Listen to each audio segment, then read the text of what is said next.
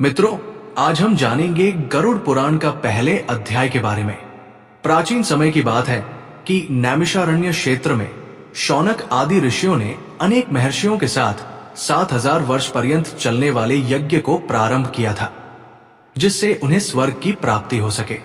उस क्षेत्र में सूत जी पधारे तब ऋषियों ने उनका बहुत आदर सत्कार किया, क्योंकि सूत जी पौराणिक कथा कहने में सिद्धहस्त थे और उन्होंने विभिन्न रूपों से अनुभव प्राप्त किया हुआ था। इसीलिए सारे ऋषियों ने उनसे कहा, आप हमें इस संसार, भगवान, यमलोक तथा दूसरे शुभ शुभ कर्मों के बारे में बताएं, जिससे मनुष्य किस रूप को प्राप्त होता है। इसका ज्ञान हमें देने की कृपा करें। सूत जी ने कहा, इस संसार जगत के निर्माता भगवान विष्णु हैं। वो जल में रहते हैं, इसीलिए उनका नाम नारायण है। वो लक्ष्मी जी के पति है। भगवान विष्णु ने हर युग में भिन्न भिन्न अवतार धारण करके पृथ्वी पर जन्म लिया है, ताकि वो अधर्म का नाश कर सके और पृथ्वी की रक्षा कर सके। भगवान विष्णु ने राम का अवतार लिया और लंका के राजा रावण का वध करके अधर्म को खत्म किया। उन्होंने नरसिंह रूप में राजा हिरण्यकश्यप का वध करके भक्त प्रहलाद एवं दूसरे प्रजा की रक्षा की। भगवान विष्णु ने वराह रूप में भी अवतार लिया, ताकि पृथ्वी का उद्धार कर सके, और फिर मत्स्य रूप में अवतार लिया। वेदव्यास जी भगवान विष्णु के ही अंश हैं। वेदव्यास जी ने ही पुराणों की रचना की है। कहा जाता है कि एक सर्वोत्तम वृक्ष भगवान विष्णु है, उसकी दृढ़ मूल धर्म है, उसकी शाखाएं वेद है। उस वृक्ष के फूल रूप में यज्ञ को माना गया है और फल के रूप में मोक्ष को माना गया है। वो सर्वोत्तम वृक्ष रूपी भगवान विष्णु ही सारे फल और मोक्ष को देते हैं। एक समय पर पार्वती जी ने भगवान शिव से पूछा था, आप खुद ही एक भगवान हैं, इस संसार के रचयिता हैं, तो आप किसका ध्यान करते रहते हैं? ये सुनकर भगवान शिव ने कहा, हे पार्वती, मैं देवों और ऋषियों का ध्यान करता हूं, उसमें विष्णु ही श्रेष्ठ है। इस संसार में परम ब्रह्मा भगवान नारायण विष्णु है और उन्हीं का चिंतन करता हूं।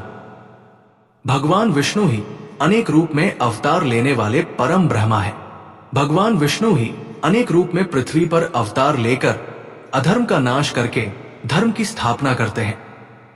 इस प्रकार भगवान शिव ने पार्वती जी को भगवान विष्णु की महिमा बताई थी। तब ऋषियों को दूसरी बातें जानने की उत्सुकता हुई।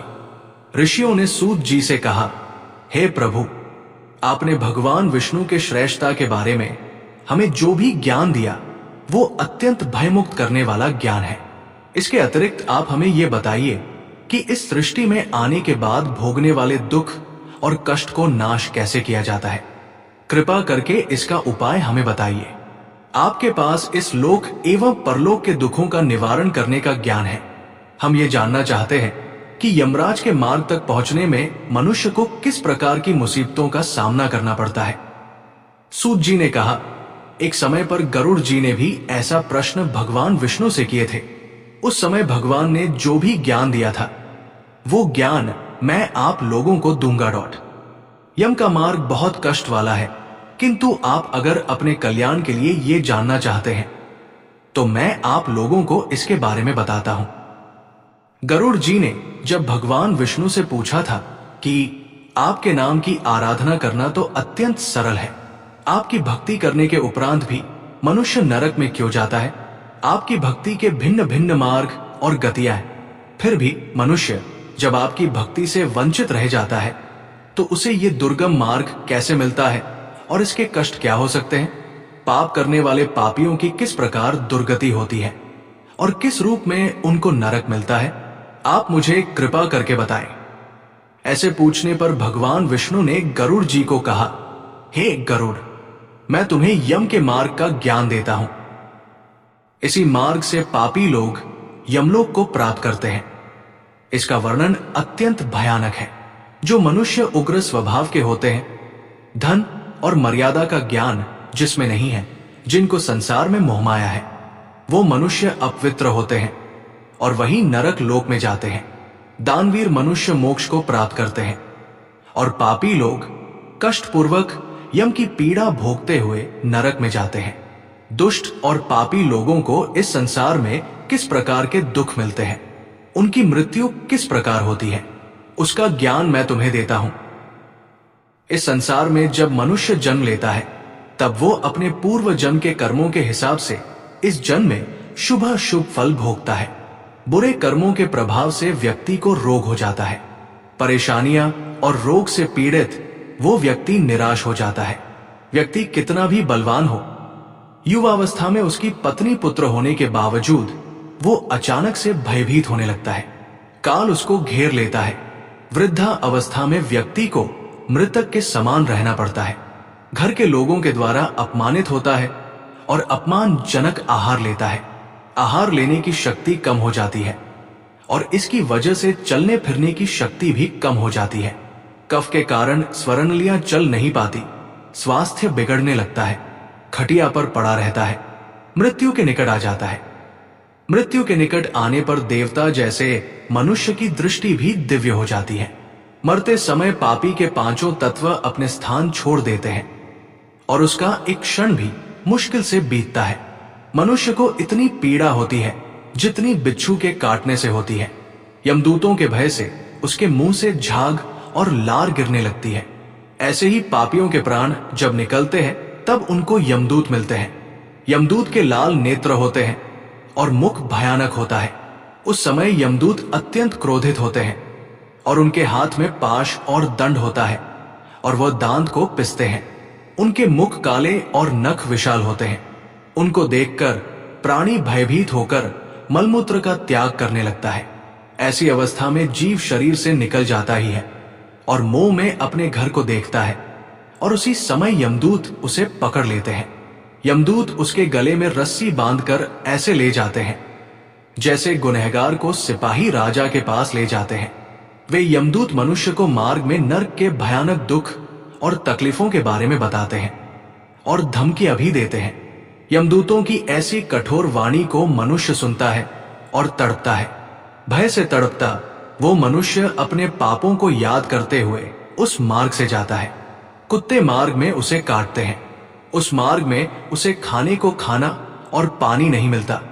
सूर्य की तेज गर्मी में चलना पड़ता है। यमदूत उसे मार्ग में कोड़े से मारता है और घसीट कर ले जाते हैं। इस प्रकार अत्यंत पीड़ा सहकर वो अंधकार में यमलोक में पहुंच जाता है। वहां उसे उसके पापों का फल मिलता है। यमराज उसे घोर नरक की यातना देकर फिर से मनुष्य लोक में भेजते हैं। अपने पुत्रों द्वारा दिए गए पिंड और दान को वो जीव खाता है, पर फिर भी पापी जीव होने के कारण उसकी तृप्ति नहीं होती। जिस मनुष्य का पिंड दान नहीं होता वो प्रेत योनि में रहकर निर्जन वन में दुख पूर्वक भ्रमण करते हैं। यम की यातना भोग के बिना जीव को मनुष्य के रूप में जन्म नहीं मिलता और वो अन्य योनियों में भटकता रहता है। उस पिंड के रोज 4 भाग होते हैं। उसमें से 2 भाग पंचभूतों को, 1 भाग यमदूतों को और 1 भाग उस जीव को खाने को मिलता है। ऐसे 9 दिन तक पिंड दान करते ही हैं और वे लोग खाते हैं। जब मनुष्य का शरीर जलाते हैं उसके बाद उनके पुत्र जो पिंड दान 9 दिन करते हैं उसे उस जीव को 10वें दिन देह मिलता है। वो जीव को देह आकार यमलोक मार्ग में अपने कर्मों का फल भोगना पड़ता है। अब किस तरह से 10 दिनों के पिंड से शरीर बनता है उसे बताता हूं। पहले दिन के पिंड से सिर, दूसरे दिन से गर्दन और कंधा, तीसरे दिन हृदय, चौथे दिन पीठ, 5वें दिन नाभि, छठे दिन कमरगुद्दालिंग भाग और मांस कैंपेन आदि बनते हैं। 7वें दिन हड्डी और 8वें 9वें दिन जंघा और पैर और 10वें दिन के पिंड से इस शरीर में सुख सुविधा तृषा की उत्पत्ति होती है। इस तरह पिंड से शरीर उत्पन्न होता है और फिर 11वें और 12वें दिन के श्राद्ध में 2 दिन तक भोजन करता है। 13वें दिन वो जीव यमदूतों से बंधा हुआ अकेला संसार में आता है। वे गरुड़ वैतरणी को छोड़कर केवल यमलोक 86,000 योजन विस्तीर्ण है।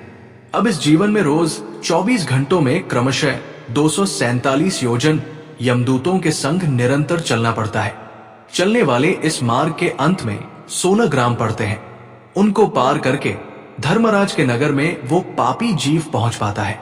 उन सब नगर के नाम कुछ इस प्रकार है: सौम्यपुर, सौरिपुर, नगेंद्रवन, गंधर्वपुर, शैलाग्राम, क्रौंचपुर, विचित्र भवन, बहवापतपुर, दुखपुर, नानाक्रंदपुर, सुतप्तवन, रौद्रपुर, पयोवर्षणपुर, शीताढ़पुर और बहुभीतिपुर के नाम से जाने जाते हैं।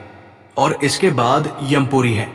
यमलोक में जाने वाला मनुष्य अत्यंत पीड़ा भोगता है और अपने कर्मों को याद करते हुए पीड़ित होता रहता है। अपने कर्मों के विषय में चिंतन करता हुआ अनेक दुख भोगता है। इस पर भी यदि वो दोबारा जन्म प्राप्त करता है तब उसी प्रकार भगवान को भूलकर कर्म करता है।